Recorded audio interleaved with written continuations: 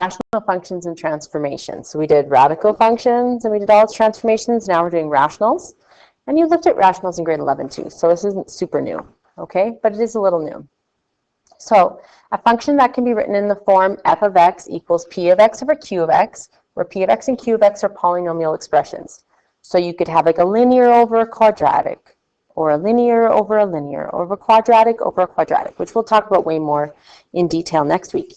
But rational functions just literally have at least a number over a variable in the denominator, okay? Rational functions often result in vertical and horizontal asymptotes or a point of discontinuity. The point of discontinuity is going to come up in the next week's lessons. For this week, we're just going to deal with vertical and horizontal asymptotes, okay? So those are those dashed lines that don't exist on your graphs. Transformations on a rational function will usually appear in this form: y equals a over x minus h plus k from the graph y equals 1 over x. So that's our basic rational graph. A is your vertical stretch factor, so whatever's up here is your vertical stretch, like normal. H is your horizontal translation in the opposite direction than the sign, like always. And k is your vertical translation. If it's plus k, you go up. If it's minus k, you go down. Okay, so nothing's changed in transformations. The great thing with transformations is it doesn't matter what function we give you, the rules stay the same, which is amazing. So at first it's hard to remember your rules from transformations, but you use them in every single unit. So it's the same rules over and over and over. So eventually transformations give you comfort when you see them because you know how to do them. Okay, so we're going to graph f of x equals 1 over x. That's the parent function of a rational. Okay, that's the original parent function if nothing has happened to it. So I'm going to put in 1 over x into my calculator. So I'm going to go alpha y equals, I'm going to put down my pen. That's what I'm going to do. Then, now that I put down my pen, I'm going to go to y1, and I'm going to go alpha, shows down here, y equals, and enter. Some of the fancy calculators have this function, and it literally lets you write a fraction like a fraction. So this is how you do it. 1 over x. If you do not have the fancy calculators, no big deal. You're just going to go 1 divided by x, okay? You don't have to put it in brackets because the numerator is a monomial one term and the denominator is one term, okay, a monomial. But if our numerators and denominators change, we're going to have to deal with brackets. So if you have alpha y equals, it looks just like the fraction. I would use that one, okay, if you have the fancy calculators. If not, 1 divided by x. We're going to press graph. They drew on top of each other because they're the same graph, no matter if I use old calculator method or new. So if you look on here, this graph is curving at the end. It's curving. It's getting really close to 0, but it's not touching it on either one, okay? It's getting really, really close to 0. So every horizontal line is actually a y equals line because this is crossing through y equals 0. Every single point on this line, the x values change, but the y's all stay the same. So every horizontal line is a y equals line. The x-axis is actually the line y equals 0. So this one has a horizontal asymptote. We'll write this on the other page too. I'm just showing this to you for the first time. Horizontal asymptote at y equals 0. And this particular graph, the parent function of a rational, 1 over x, also has a vertical asymptote on the y-axis. And the y-axis is actually where x is all equal 0. So this is the line x equals 0. So vertical lines are actually x equals lines, and horizontal lines are actually y equals lines. It's kind of cool. So the x-axis is the line y equals 0, and the y-axis is actually the line x equals 0. And this is where my vertical asymptote is at, because it's vertical. It stands up, right? So vertical asymptotes are always x equals asymptotes, and horizontal asymptotes are always y equals asymptotes. Okay? All right. So if we go to sketch the graph, we can either go second graph and look at all the values off the table of values, plot some of those. So I could go, I'm going way too negative. I could go, oh, I have 0.5s on here. I want to get rid of that. One second.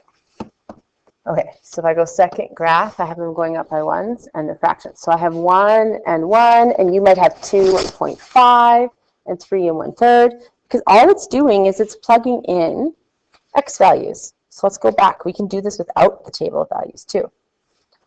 So if I start, all I'm going to do to get my y is I'm going to go y equals 1 over whatever x value I need, right?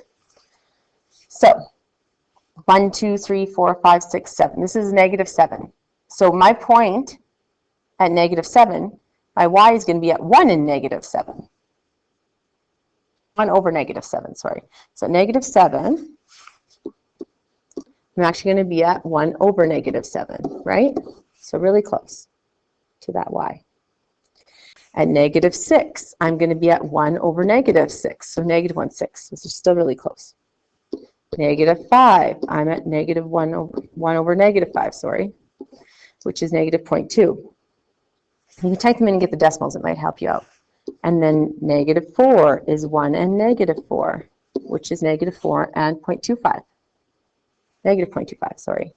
-3 and 1 over -3. We're just plugging it in, getting our table. -0.333. -2 and 1 over -2, so -2 and -0.5. -1 and 1 over -1, which is just -1, right? So -1 and -1. 0 and 1 over 0. Wait a second. We can't divide by a 0. That's why at 0 we have an asymptote at x equals 0, because this doesn't exist. So I draw a dashed line at x equals 0. I can pull more values off. And I'm going to cut along this line but not touch the x-axis. And I'm going to curve down and not touch this. And it curves it down like that. Okay? Now we're going to do it to the other one. So I could plug in 1. And I'm going to get 1 over 1. So 1 and 1. I could plug in 2. And we get 1 over 2, which is a half. Plug in 3, and I get 1 over 3 for my y, which is a third, 0.33333.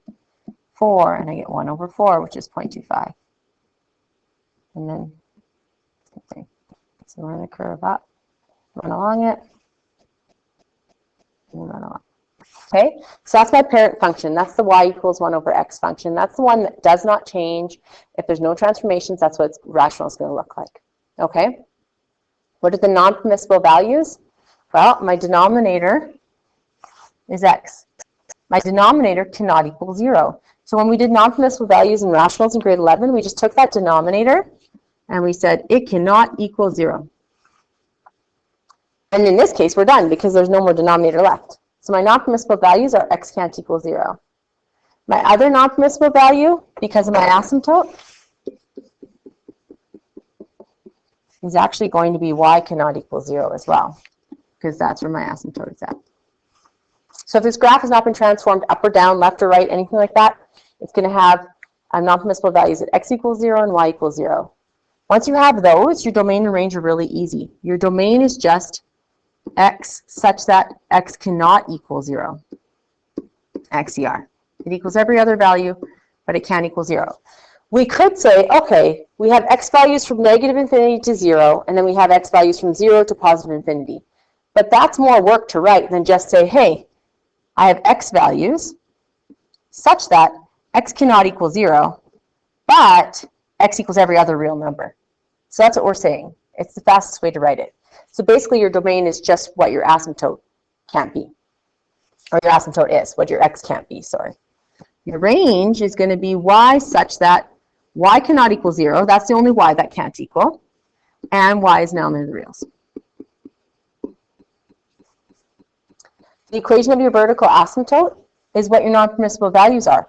And it's what they equal. So the asymptote, the vertical one, is always my x equals. My vertical asymptote is at x equals 0, not equal to. That's where it exists. X equals 0 is where that asymptote is. X equals 0 is this vertical asymptote right here on the y-axis. And the horizontal asymptote is at y equals 0. So your asymptotes are always equal to.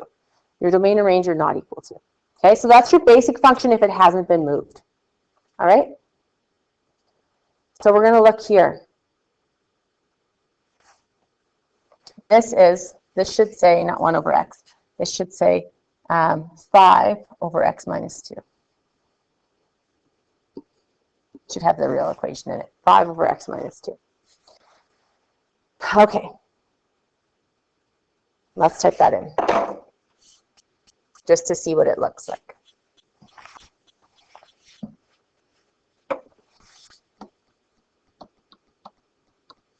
So I'm going to do the fancy way. Alpha y equals, enter. So I get my fraction. I'm going to go 5 over x minus 2.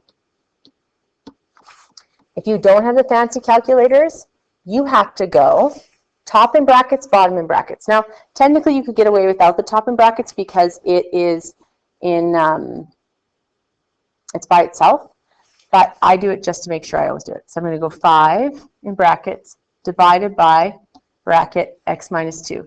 That's the only way my calculator knows that the x minus 2 is on the bottom.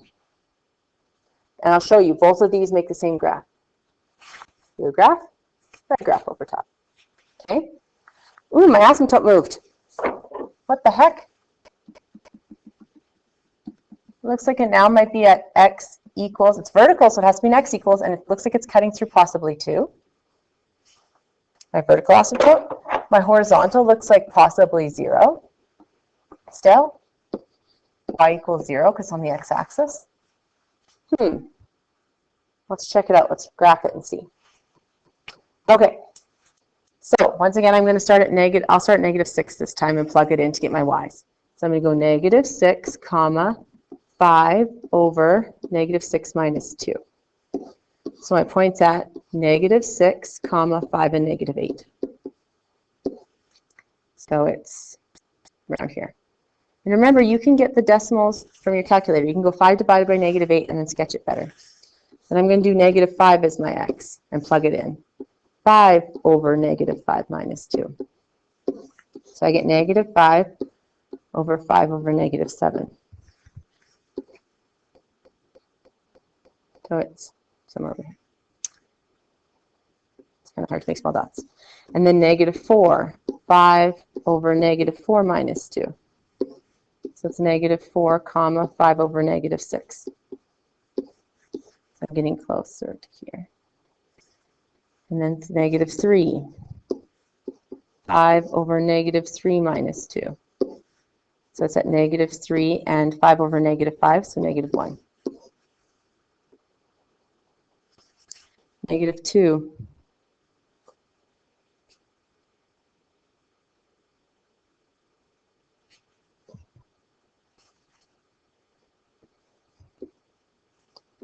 Five over -2 minus 2.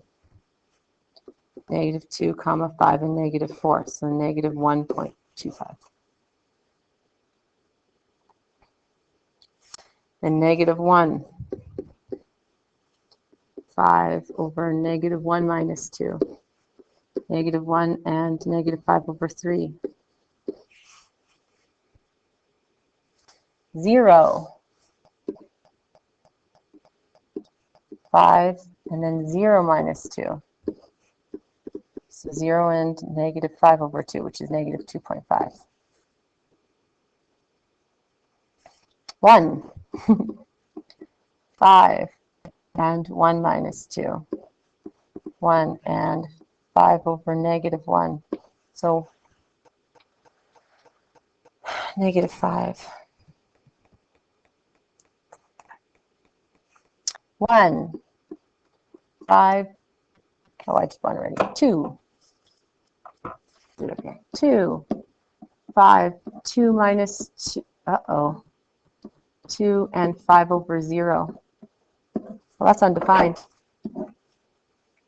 At 5 and 0, you can't divide by 0. So at 2, I have an asymptote.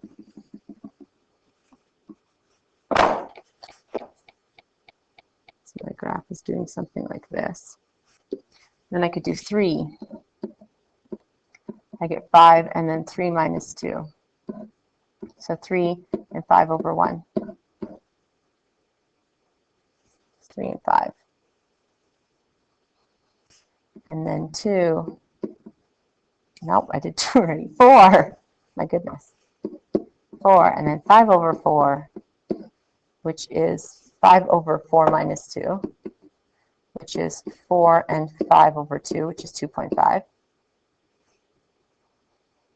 And it's just going to follow the same trends.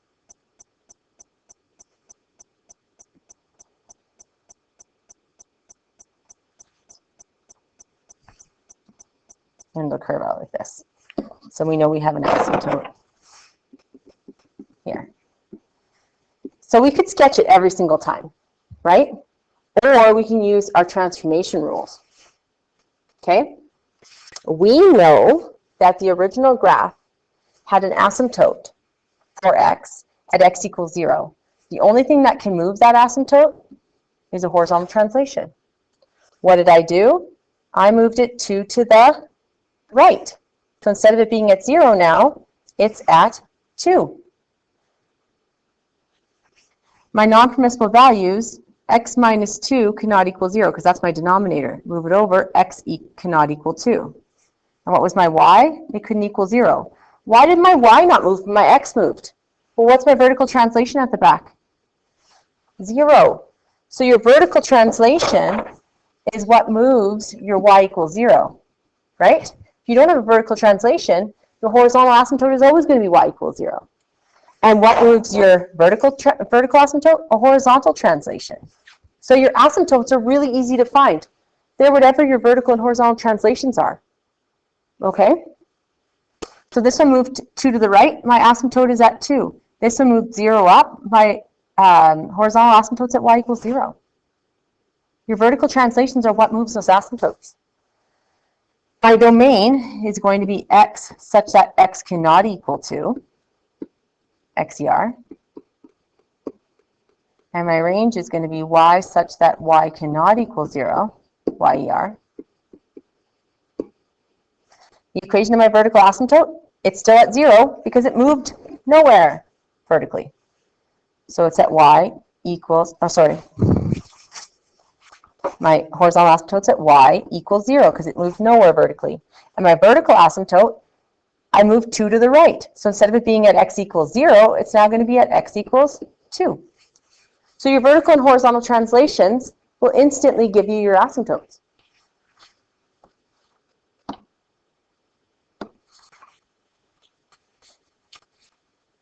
I doubled this example for some reason. I'm not quite sure. Yay, you don't have to do that example. Sorry. So here, we're going to state the transformations for this. Sketch the graph of each function, identify the domain, range, intercepts, and asymptotes. What I want you to do, though, first is actually state the transformations.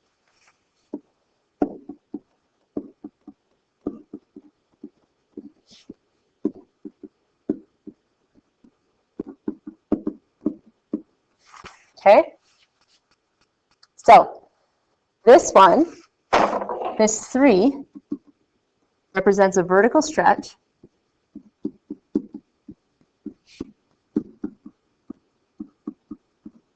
by a factor of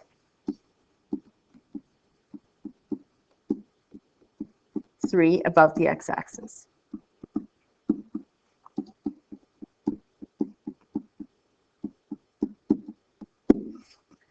And this 1 is x minus 1, so it actually moves 1 to the right, is a horizontal translation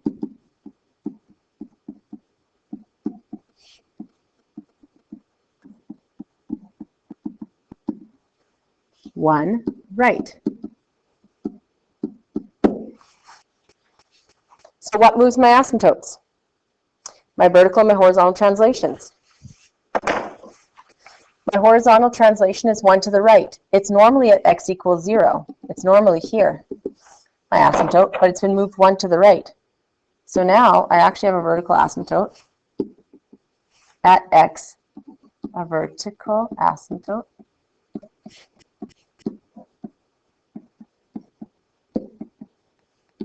at x equals 1.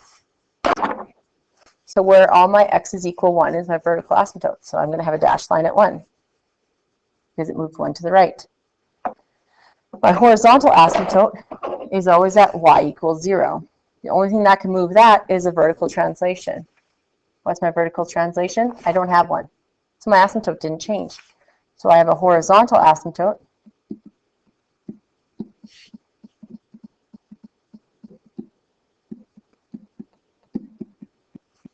At y equals 0. It did not move. My domain is going to be x such that x cannot equal 1. It's just whatever the asymptote is, xer. My range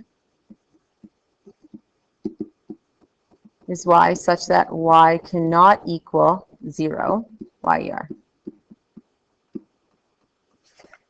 I want the intercepts, so the x and y intercepts.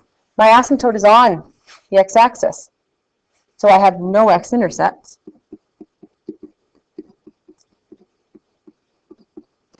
How do I get y-intercepts? Well, when I want to find a y-intercept,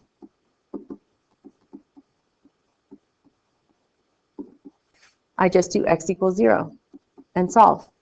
So I'm going to go y equals 3 over 0 minus 1, y equals negative 3. So my y-intercept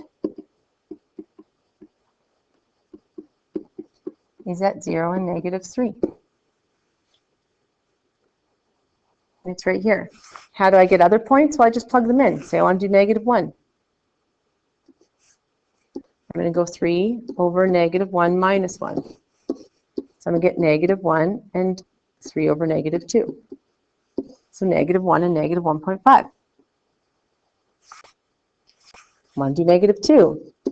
I'm going to get 3 over negative 2 minus 1, which is negative 2 or 3 over negative 3, which is actually negative 1. And I can keep doing that and accurately sketch the graph. And then I can go on the other side, and I could plug in, let's say 2. I'm going to get 3 over 2 minus 1, which is 2 and 3.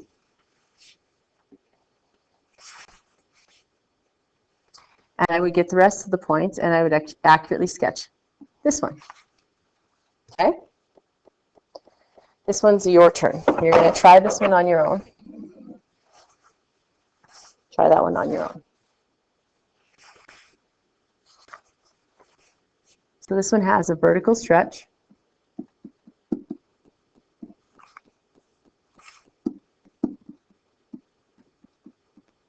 By a factor of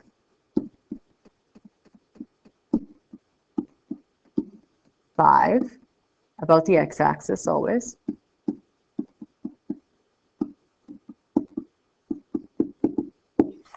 I have a minus 2 at the back, so I have a vertical translation.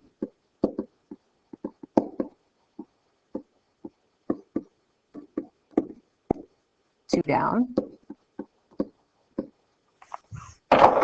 And I have an x plus 4. So I have a horizontal translation.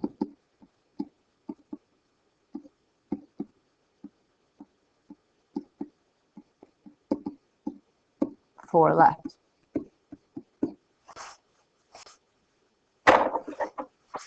All right.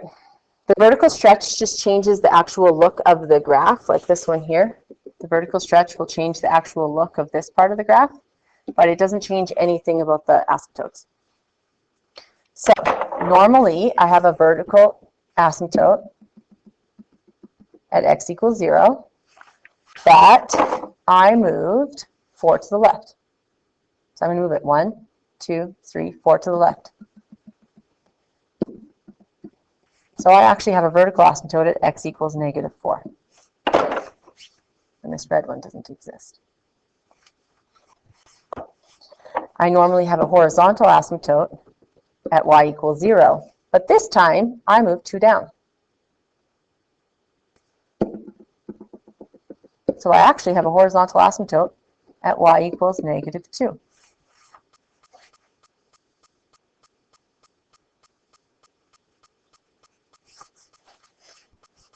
So let's state that.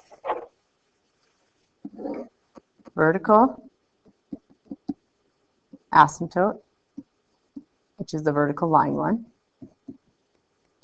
at x equals -4, and a horizontal asymptote, which is always your y equals,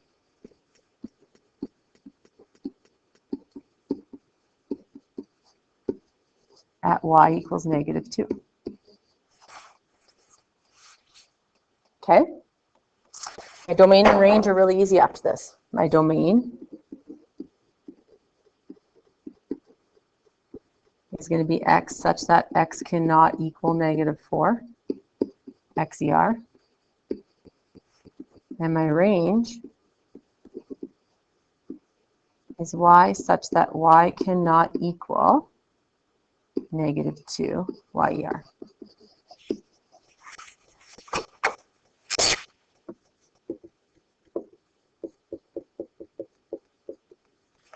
I'm going to scroll to the bottom just because I don't want to squish intercepts here for you.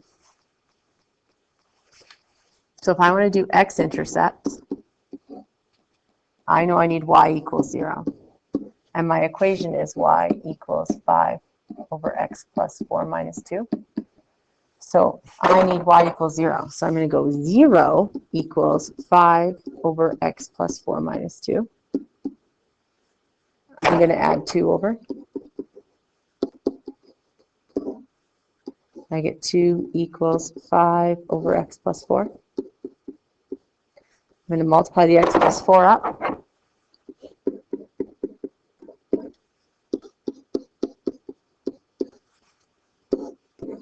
And distribute it in. So I'm going to get 2x plus 8 equals 5. Subtract 8. 2x equals -3. Divide by 2. X equals -3 over 2. So I have an x-intercept at -3 over 2 and 0. So -1.5 and 0.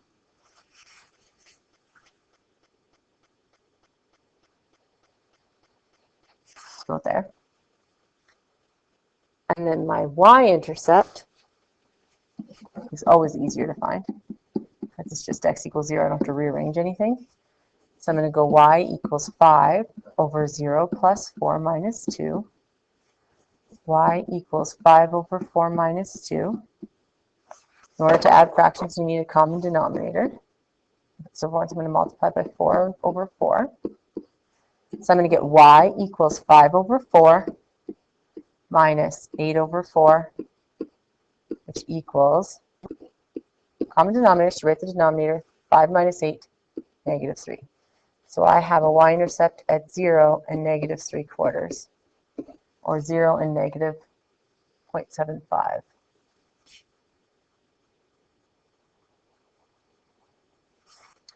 And then you can get more points off of it and accurately sketch your graph. Right now that's not accurate at all. I need more points. And the other part's going to be down here somewhere. But you're going to need to get your x values, get your y values that correlate with it, like we did for the other 3 graphs. So we're going to match each function with its graph. All right.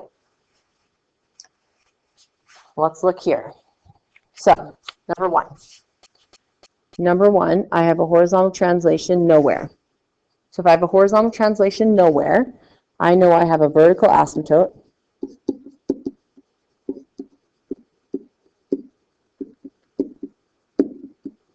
at x equals 0.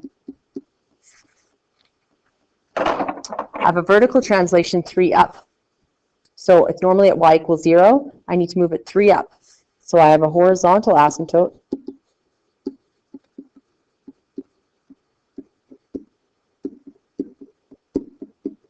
at y equals 3. So I'm going to look for a graph at x equals 0, y equals 3. X equals 0, y equals 3. And to make sure it's correct, you could always plug in like x value of 4. So if I plugged in 4, I would go y equals 4 over 4 plus 3. So it would be y equals 4. 1 plus 3 is 4. So I should have a point at 4, 4 on that graph as well. 4 and 4. I do. So I double checked it. So this graph is B.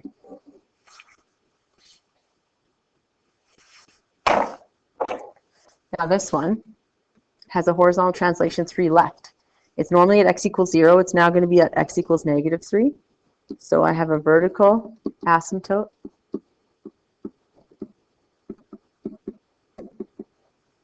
at x equals -3.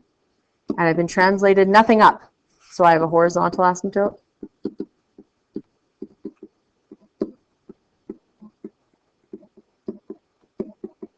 at y equals 0. So on the x-axis, I have an asymptote, y equals 0, and x equals -3. Y equals 0, x equals -3. If we want to check a point, we could try -2, x equals -2. So we're going to go y equals 4 over -2 plus 3. So y equals 4 over 1, so 4. So I should have a point at -2 and 4.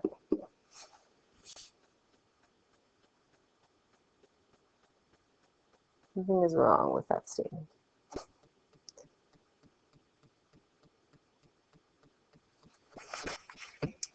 No, it's right. I just didn't see the scale. Scale's up by 2. So -2 and 4 is here. So this one is C. The scale's going up.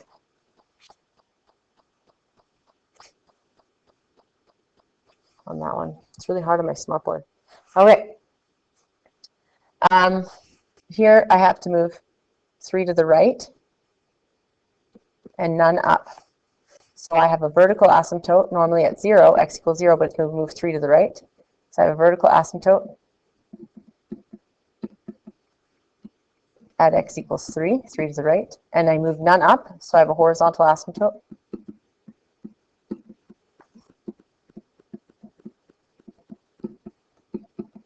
at y equals 0.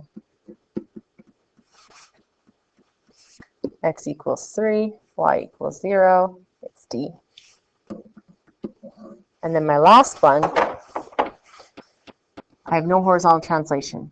So normally I'm at x equals 0, I'm still at x equals 0. So I have a vertical asymptote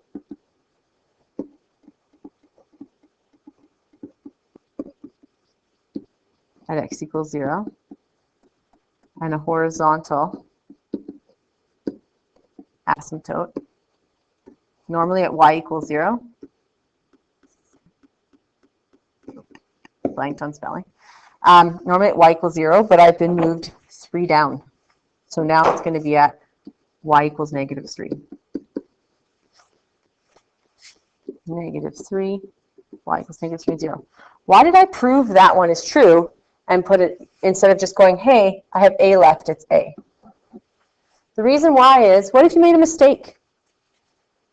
By doing the last example and showing it actually works, you walk away from the question knowing you got it 100% correct, rather than, I think I got it correct. We always want to know we got it correct. So if there's 4 answers, you should make sure all 4 work and all 4 fit. Okay, I know it's easy to just write the A and be like, boom, I have it, but it's always good to prove that all 4 work. Okay, you're going to do your homework assignment on this, the pages of the textbook, some questions, and then you're going to go to the assignment on radicals and rationals. Radical solving and rational graphs.